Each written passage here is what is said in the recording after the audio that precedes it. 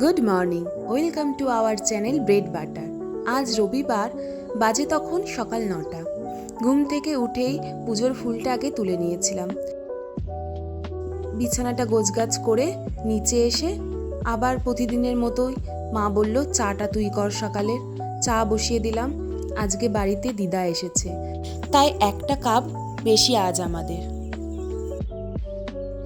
চা খাওয়ার পরে জামা কাপড়গুলো ছাদে মেলে দিয়ে স্নান সেরে এলাম ঠাকুর ঘরে। গোপালকে স্নান করাচ্ছি।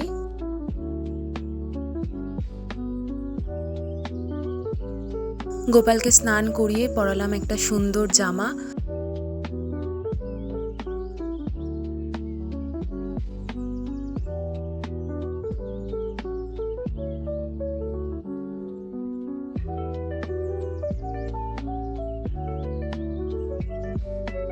তারপর নিচে এসে মাকে বললাম যে মা, আজকে যেহেতু ছুটির দিন, রবিবার, একটু আলু চচ্চড়ি করো, সুজি করো, আর একটু ফুলকো ফুলকো লুচি করো। তো মা সেই মতো লুচি, আলু চচ্চড়ি আর সুজি বানালো। সকালে ব্রেকফাস্টে আমরা এটাই খেলাম। ব্রেকফাস্ট সেরে আমি আর বোন বেরোলাম একটু বাজারে। আইসক্রিম তো খেতেই হবে, সাথে নিয়েছিলাম একটু দই বড়া আর রসমলাই। একটু মামার কাছেই গেছিলাম, মামার কাছ থেকেই নিলাম এই দুটো। তারপর রাস্তায় দেখতে পেলাম তালের শাঁস। সিজনাল ফলগুলো বেশ খেতে ভালোই লাগে।